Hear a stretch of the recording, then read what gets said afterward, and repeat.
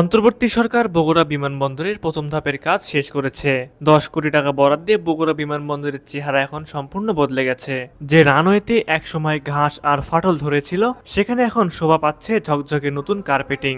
বর্তমানে এই রানওয়ের দৈর্ঘ্য ৪৫০০ ফুট। সংস্কার কাজ শেষ হয়, এটি এখন ছোট ও প্রশিক্ষণ বিমান ওঠানামার জন্য শতভাগ প্রস্তুত। দৃশ্যমান এই উন্নয়নই বলে দিচ্ছে বগুড়াবাসীর স্বপ্ন এখন আর মরীচিকা নয়, বরং বাস্তব। এখন অপেক্ষা দ্বিতীয় ধাপের কাজ শুরুর। এই ধাপটা জটিল, কারণ বাণিজ্যিক ফ্লাইট বা ATR-72 এর মতো যাত্রীবাহী বিমান নামাতে হলে রানওয়ের দৈর্ঘ্য হতে হবে কমপক্ষে ৬০০০ ফুট, যা বর্তমানে আছে ৪৫০০ ফুট, অর্থাৎ আরো ১৫০০ ফুট রানওয়ে সম্প্রসারণ করতে হবে।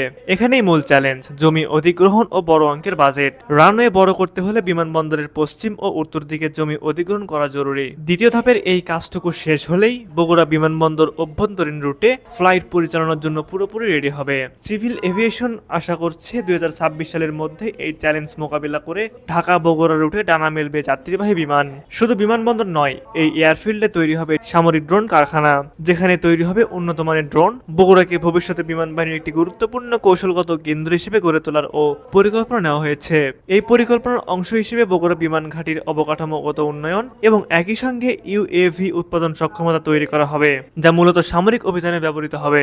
একই সঙ্গে বগুড়া বিমান ঘাঁটির উন্নয়নের মাধ্যমে উত্তর পশ্চিমাঞ্চলে বিমান বাহিনীর অপারেশনাল সক্ষমতা বাড়বে বলে ধারণা করা হচ্ছে। প্রয়োজনে এটি দ্রুত মোতায়েন, প্রশিক্ষণ এবং জরুরি পরিস্থিতিতে আকাশপথে কার্যক্রম পরিচালনায় গুরুত্বপূর্ণ ভূমিকা রাখবে।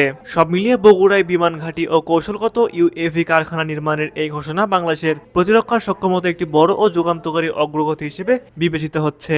এটি শুধু সামরিক শক্তি বৃদ্ধি নয়, বরং দেশীয় প্রতিরক্ষা প্রযুক্তি শিল্প গড়ে তোলার দিকেও একটি গুরুত্বপূর্ণ পদক্ষেপ। বগুড়া বিমানবন্দরটি চালু হলে ঢাকা থেকে বগুড়া যেতে সময় লাগবে মাত্র ১৫ থেকে ২০ মিনিট। সেক্ষেত্রে দেশের এয়ারলাইন্সগুলো ছোট বিমান কেনার প্রস্তুতি নিচ্ছে। এই বিমানবন্দর চালু হলে এটি হবে দেশের নবম অভ্যন্তরীণ বিমানবন্দর।